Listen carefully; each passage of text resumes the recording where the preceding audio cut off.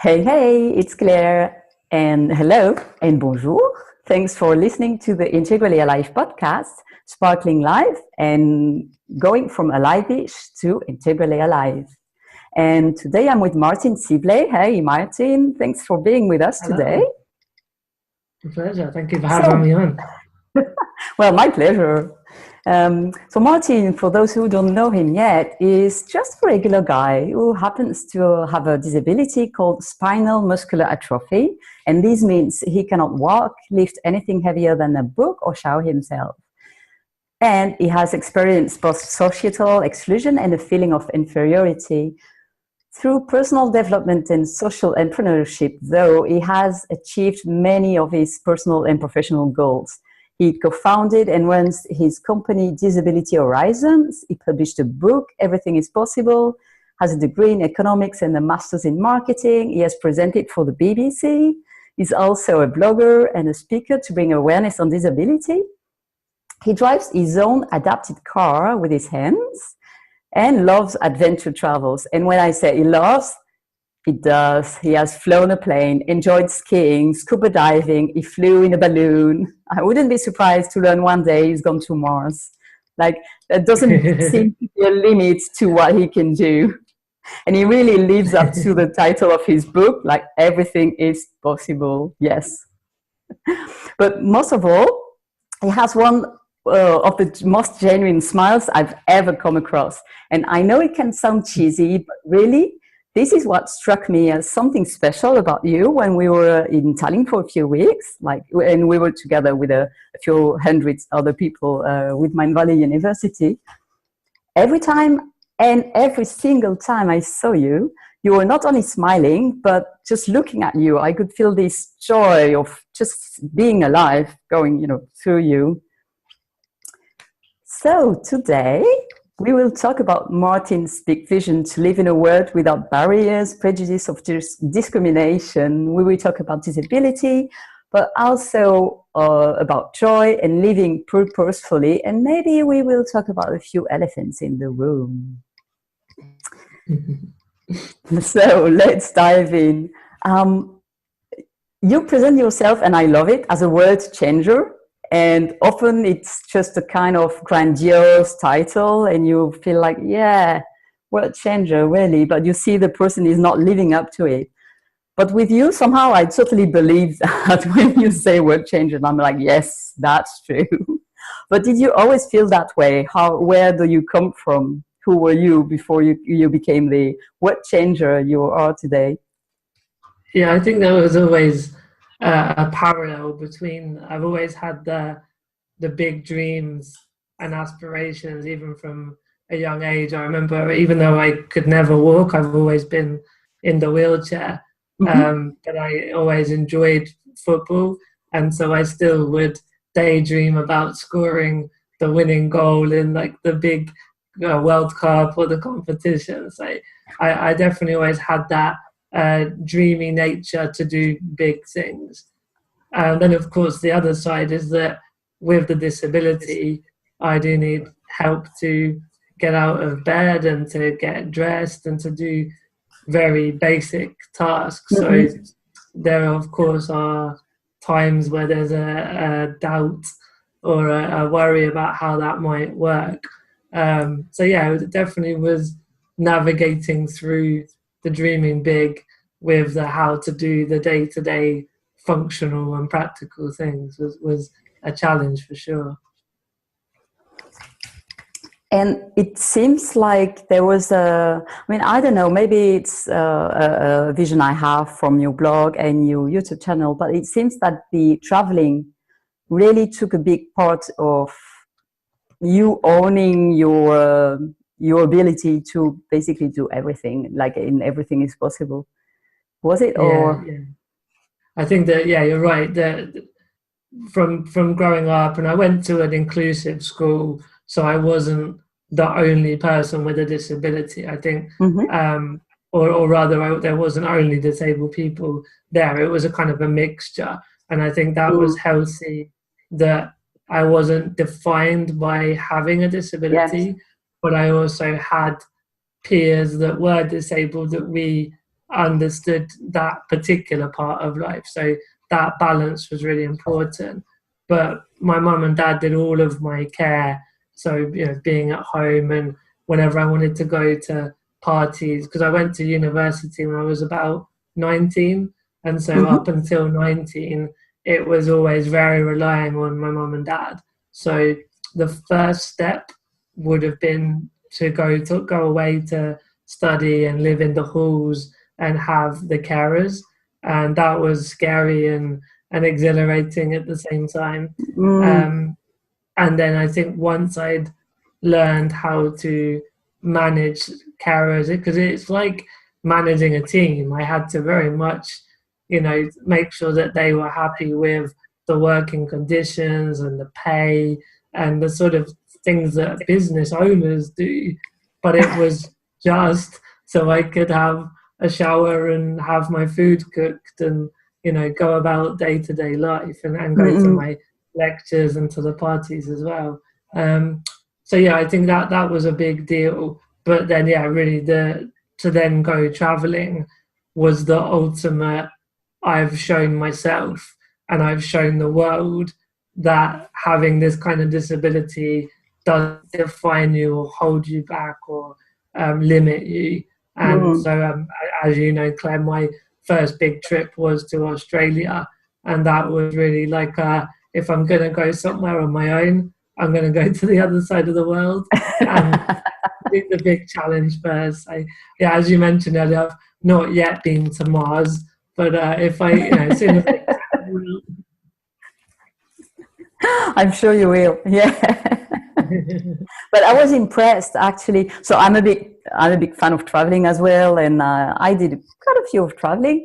But I was impressed by listening to your videos on your channel, by the challenges you had to face from flying in a plane, and then finding your ways around, finding places that you could get into. Like it turns into a kind of a project on its own. You have to manage so many things. So I was really impressed by this side of it, actually. Yeah. I mean, with Australia, obviously I would look for the hotels where I would want to stay, and I would book the appropriate flight. But then I needed 2 carers to assist me because I went away for 3 weeks and it's too long for one person. Also because I need help in the nighttime. So I wake up 2 or 3 times and need assistance to be moved then. And so with the broken sleep, it's very important that they can share that workload. And then to get on the plane, there's a lot involved with taking the wheelchair, and there's a lot of difficulties and problems that wheelchair users face every day, with the chair being broken or left somewhere and all that. The kind of stuff that happens to people's suitcases and baggage, which is not right either.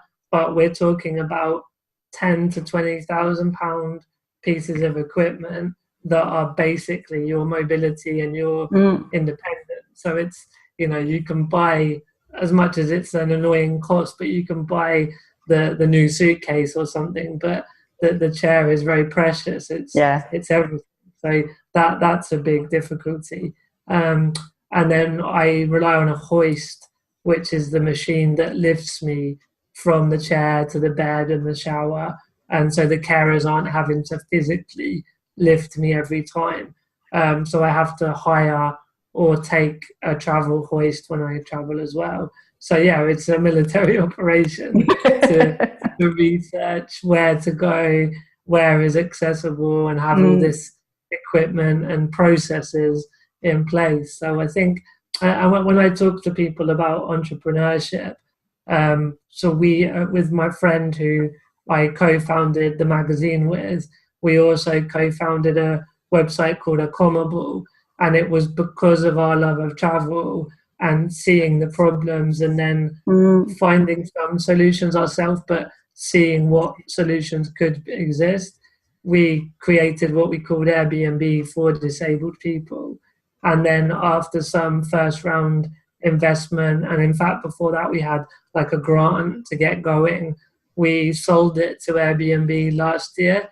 And so that was a real world changer moment where one little idea from how one or two people's experience is now scaled up to Airbnb, where they obviously have a reach of a lot more people that want to travel with a disability.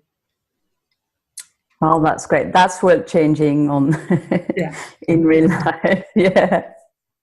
Yeah, and I love that, because I was so I've been traveling a bit. I was sailing at some point. I was doing fun things, and a lot of answers and feedback I have from like sedentary people is, oh, I love this, but I couldn't do this or that. And I have answers and possibilities to all of that.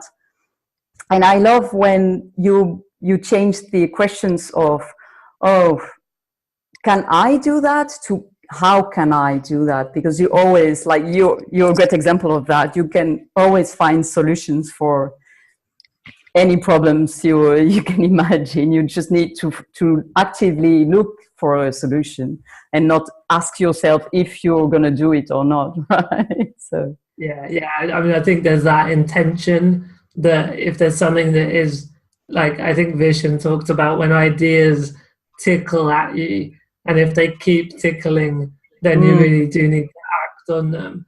And so to have that idea of what you would want to do is obviously the first step, and then absolutely it's the how can I as well. And I mean, I've been fortunate. Once I'd started blogging, so in my professional backstory is that I was working at a big charity in London after my studies, which was in Coventry in the middle of England.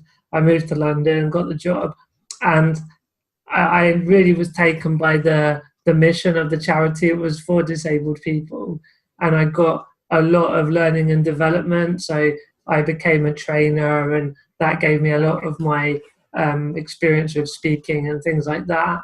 But I also was a smaller cog in a very big wheel, and I wanted to just do more with life, both generally with travel, but also with my actual work things as well.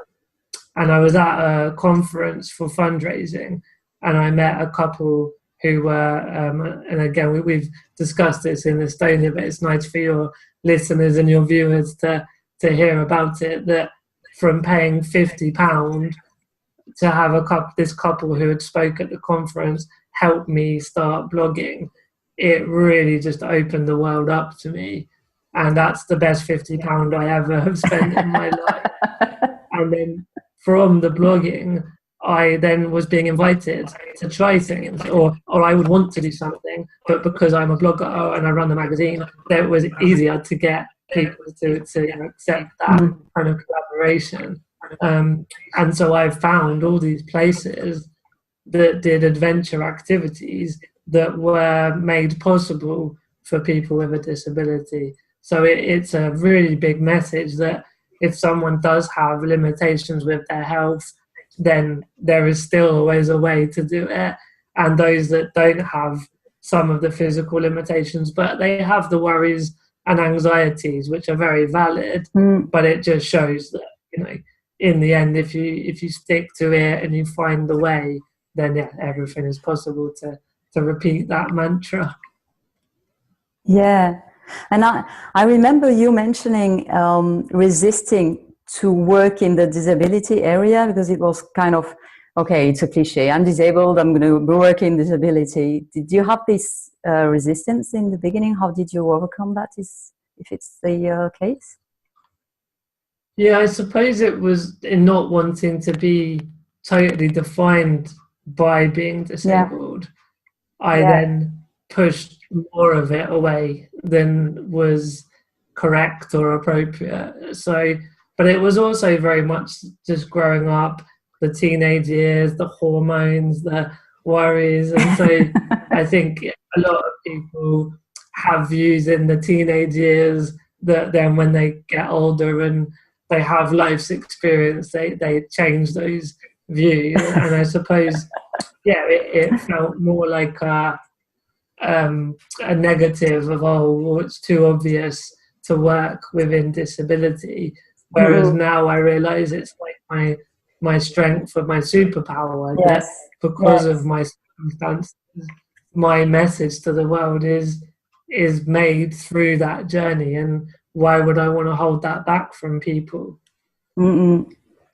Yeah, totally. I'm asking because I have, and I had this kind of same but different experience where I kind of, so for those who don't know yet, my father suicided when I was 8, when I was a children.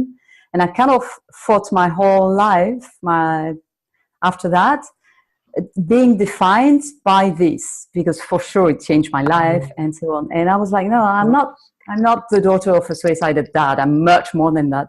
And so when I began the Integrally Alive project, a lot of it was coming from suicide, and it was after my brother's suicide as well. So I want to do something about that, but I don't want to be defined by this.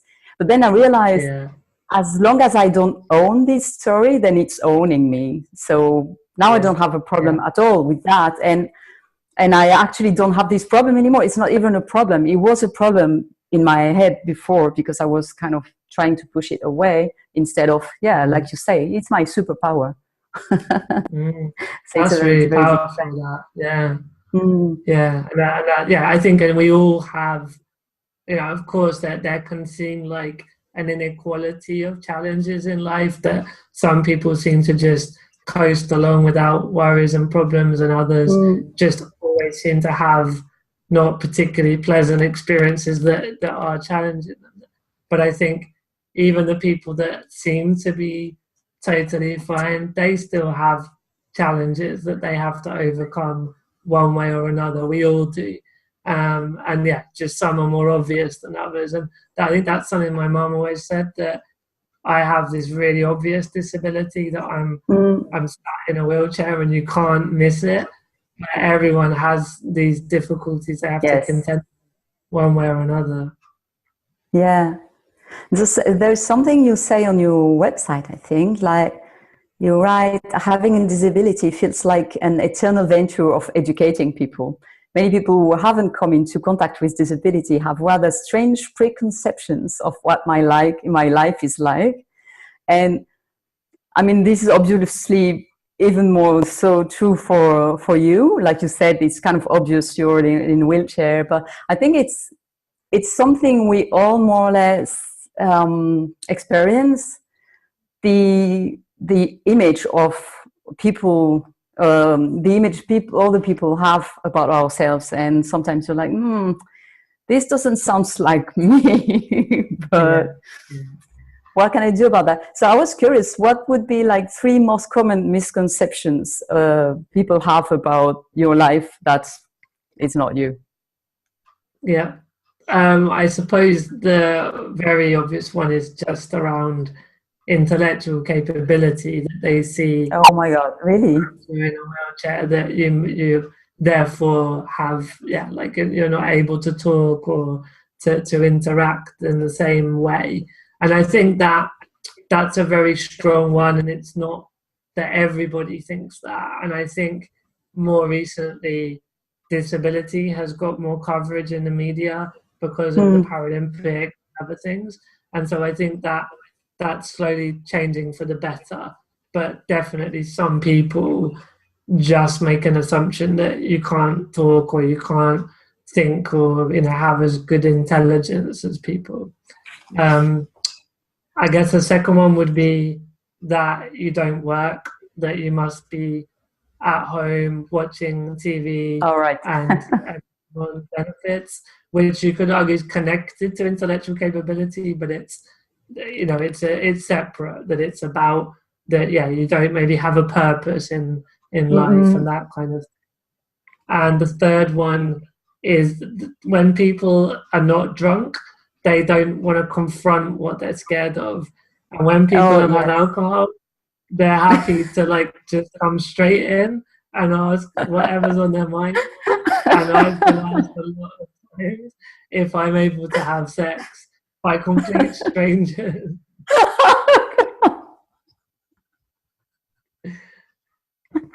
Oh my God. I mean, you would So that never would be do that. me. Yeah. It's, Yeah. I mean, I'm laughing, but it's not, it's actually a bit sad. Like you don't want to do that with I mean, complete it is strangers. funny. Yeah. Uh, but and so I find it so interesting that you actually talk about all of this in on your website. Is a bit, oh my God, I forgot the name. Disability. Shame on me. Horizons. Thank you. Disability Horizons. And I actually love, like I saw there were categories, and there is this relationship and sex category, and I guess it's a strong misconception that people have that, okay, you have a physical disability, so sex is out of your life. Well, maybe not. And Yeah, I good love point. the way that you through this website, you just talk, like you call a wheelchair and you just talk very upfront and without taboos about what is life with disability and how you can live. And I don't know, it gives I guess what I'm trying to say is being able to talk openly and without taboos about everything you encounter in your life makes it kind of, I mean, there is no problem anymore. You can go around then, you can find solutions again. But as long as you're like, I don't want to see this kind of part of my life, or then there's no power in there. There's no solution. Yeah, 100% agree. I think it's what you said before about when the story owns you, then there's a Mm, problem, and when you own the story, it's fine. And I also think on that particular example that the charity model in the past was one that disabled people were dependent, and yeah. they had to fundraise from the rest of society because of the poor disabled people. Mm, And that did a lot of damage to the view society has on people with a disability. And also the charities, therefore, cannot be too edgy, at least historically, they couldn't be so edgy with what they talked about.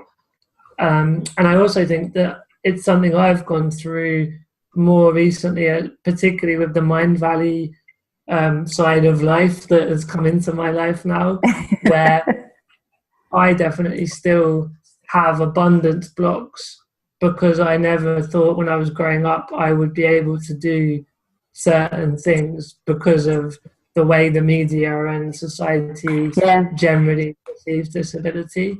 And I know even like I've been looking at doing some courses and other ways of bringing content to the community.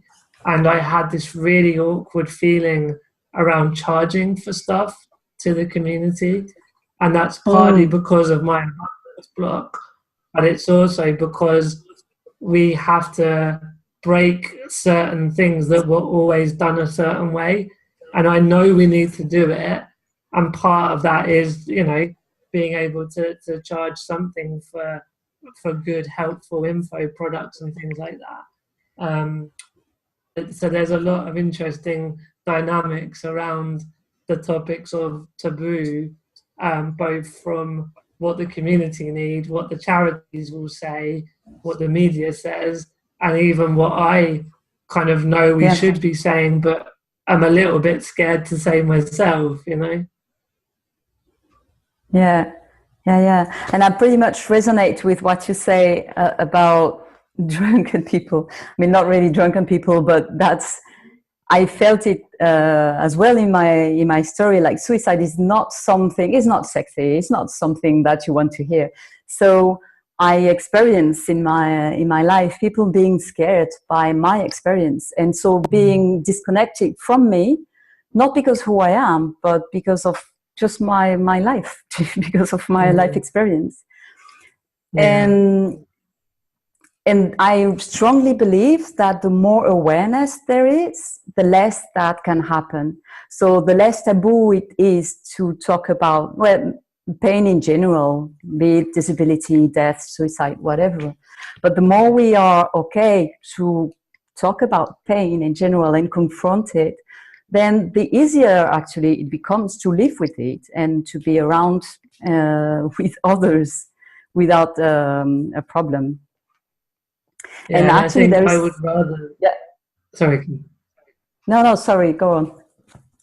I was just going to say that I would rather the drunk version is to me preferable, not Yeah. because of alcohol, but like the openness of asking the Yes. question is preferable than this sort of silence and awkwardness around Mm-mm. engaging with a topic when there's not alcohol involved. Because the minute someone asks a question or says something that is kind of incorrect, then you've got the possibility to educate and with kindness and with love. I was listening yesterday to Wayne Dyer's autobiography, and he made a point about when you try to be right, there's a Yes. lot of ego, but when Yeah. you empathize that the person isn't being a terrible person for their view, and you're kind and loving in your education, then all of the barriers fall away. And then that's where my vision is, that there is a world without these barriers, and not just the ones that are for disabled people, but all of the racism and sexism, etc. Yeah, because this is something. So again, I was looking at your videos, and you're touching on subjects that obviously comes from your experience as a disabled person. But I could relate to almost everything. So not to the same extent. Like my travels are very much more simple than yours, but I could relate to a sense of feeling rejected or well, I don't have a specific. I'm trying to find a specific example in mind. I don't have one now, but I was more and more. I was looking into your videos and I was thinking, well, okay, this is really great and relative to disability, but you have something to teach to basically everyone. Like this is universal. Yeah, and I'm going through a bit of a transition at the moment, and in a way, I am coming back to that point of view when I was younger about not only being defined by disability. So maybe it's not so adolescent after all. Maybe that there is truth, But in the end, it's a balance, and so I have a disability which will always shape some or a lot of my experiences. I will always want to keep giving to the community that I've built up and that are still not yet aware of the work we do. And so we have some big plans around courses and bringing in guest authors and having events. And that might all sound quite familiar Wow. from what Mind Valley do, right? But it's what our audience need with the specific topics around disability. But yeah, I also am a speaker and a coach in general. And so I want to take the experiences of doing everything I've done with blogging and travel and all the rest of it to other audiences that can learn from my experience, from my message, and apply that to very different social problems. And yeah, I know maybe the word problem sounds too negative. It's just they can use it in whatever way is appropriate for them. Yeah, and one thing I love about your story and your experience is, again, we have this image of that's projected from others on ourselves, and somehow, if you conform to these images, like you only grow to the extent of the of your environments, but sometimes you have to grow beyond this image that's mirrored to you. And it sounds to me like you did that in a very big way, and maybe you have to kind of do it daily in your daily life. Yeah, I mean, I think I mentioned the £50 I'd spent that got me going as a Yes. blogger was big. I think the other most important money I've spent is on my personal development, and the books that I read are always quite biographical about all kinds of different people that did amazing things, from civil rights to business to sport and beyond. And that definitely fuels my ability to envision something beyond where I am now. And also, then you mentioned the daily kind of practice, that I did a lot of things intuitively, but I then had a bit of a burnout a couple of years ago, just from particularly the accountable business. But just generally, I just overdid it. And that's really what brought me towards Mind Valley in the end, was that I needed more support with the habits and the structures of how to look after myself emotionally and spiritually, and in fact physically, and to keep learning new things in good ways as well. So that sort of physical, mental, emotional, spiritual, I now have habits and practices I do every day that make sure I'm as close to how I want to be as possible. Of course, some days we're lazy or we forget or whatever, but that broad practice has been very important. Yeah, I was hearing that in your video on health, and I was like, yes, because it's one of the thing I really want to educate on, and it's basically the one thing I always touch on in my sessions. Like, health is not only physical or mental, it's everything. You need to be physically, emotionally, in relationships, with your mind. You need all of that to feel really healthy. And you can be in perfectly, like, physical health, for example, but if your emotions are totally out of the way, then no way you can feel good with yourself. So I was like, yay. Really happy to hear that from you. Cool. And something you said just before the video, just before the interview, and I was hearing you saying now about this big word changer clubs, or whatever we want to call it. You were saying, well, this is not an exclusive group. Like, this is not a VIP kind of thing. We're all word changer in our ways. Yeah, definitely. There's an example in Kasia and I live in a little town near to Cambridge in England, and there's like 15 or 20,000 people in the town. And so this is just one little town, one little example. But there's a thing called time banking, where the people that need support with something, it doesn't have to be like just older people or disabled people with more, hard help to get by in important ways. But it can just be, with doing the garden, and people don't have time because they've got busy work or busy family life. And it basically has taken money out of the occasion.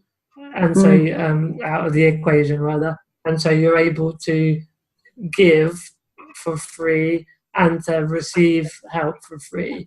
And I've seen, like, we've done bits on both sides, and we've met other people that do that.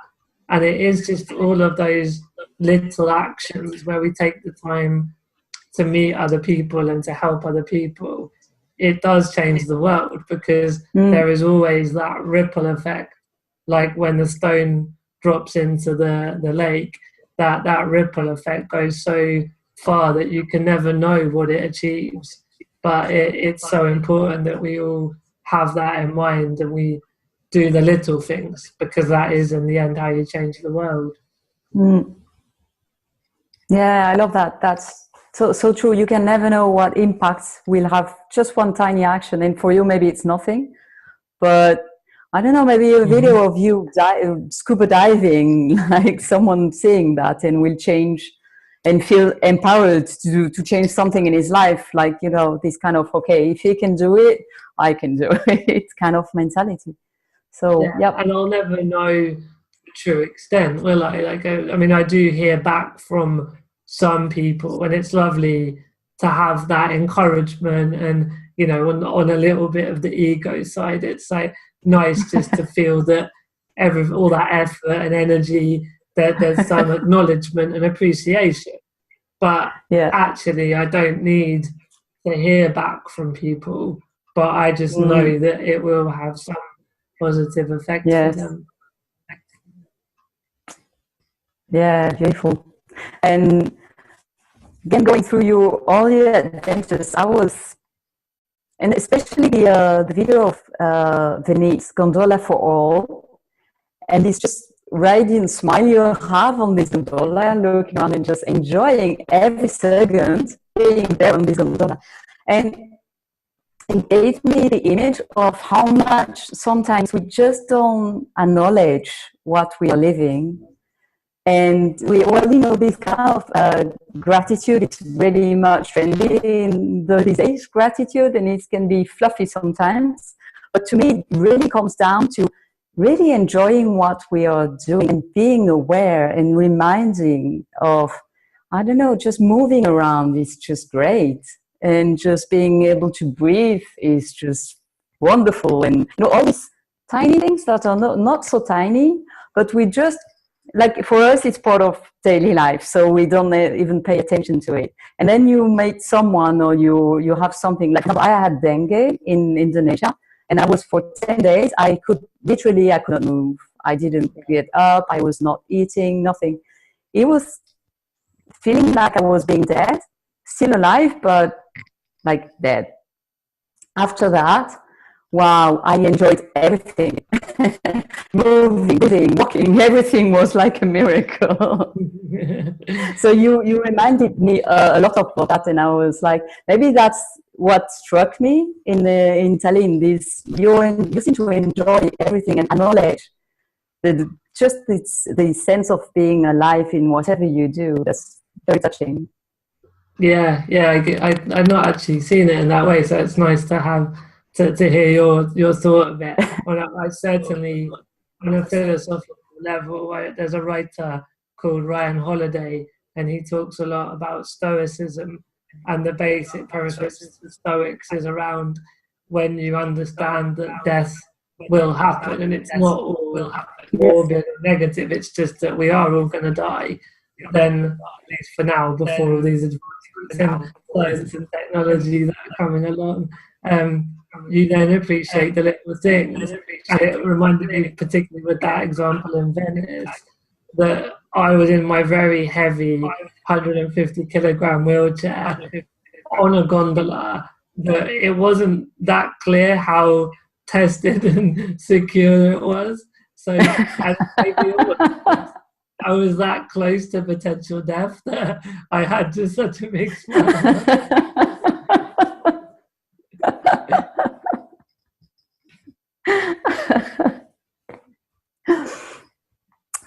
And well, what is one thing you wish someone told you back when, just before you made this shift to, okay, now I feel like I'm a world changer and I'm doing my thing and I'm on my kind of mission?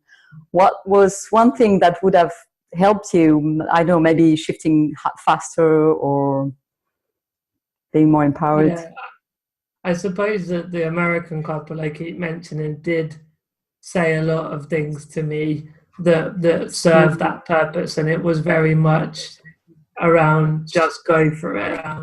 That was the basic message, was don't overthink and delay and wait for the right time. It was start right now. It won't be perfect. Things will go wrong, but just take action. So I think that was a big part of it from them. And I also, when I write, I was telling someone the other day, they say to have someone in mind when you're writing for, that kind of defines the broader audience that you're writing for. And often I write for my 15-year-old self, and that it's what I would have wanted to know at that age to help me get through all those worries and anxieties. And I guess, yeah, if I could go back then, it would basically be just chill out. Everything will work out in the end. The final question I always ask is, what makes you feel alive? But at this point, it sounds really funny to ask you that, because it was a lot of, yeah, I mean, it's obvious that your life, traveling makes your life, it sounds like everything makes your life. But anyway, what makes you feel alive?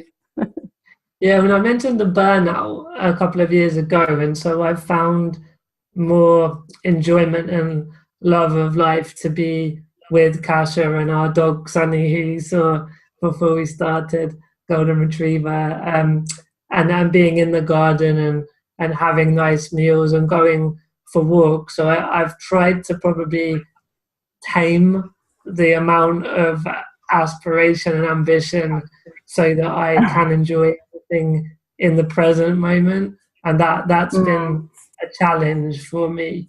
But I know that if I don't, as much as I'm alive while I'm starting a new business or talking on stage or traveling to another country, it can affect my health in the long run.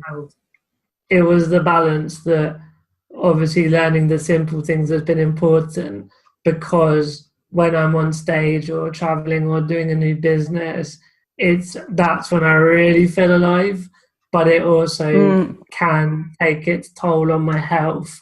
So that's why I've had to find the balance between the joy for now, but the joy for changing the world stuff as well.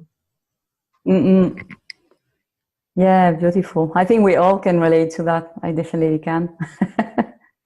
Between doing things and seeing new stuff, and then taking care of myself and resting, and yeah. Wow, well, thank you for being with us today and sharing all of this and your story and your joy of living with us. It's really a pleasure. It's not only interesting, but it's also very fun and a pleasure to be with you. So thank you very much. Thank you. No, it was great to be on your show, and good luck with the other episodes. And I'm sure that the people listening are getting a lot of value out of your kind connecting within the world. Yeah, well, thank you. So now I'm very curious about your upcoming online course and your upcoming project that you mentioned. So please keep us updated on that. Oh, and I forgot to ask you, where can my listeners find you? So you've got a website, martynsibley.com? Yeah, my blog is martynsibley.com, Martyn with a Y, so MartynSibley.com, and Disability Horizons. If anyone has the interest in disability, then that's where it's been essentially a magazine. So there's a lot of articles that we've published since 2011, and then that will be where the courses will come once I get around to making it. Okay, and you've got a YouTube channel as well. Like I want to mention it because there's a lot of good things on it. And don't think that, oh, I'm not disabled, it won't be interesting for me. No, go and look.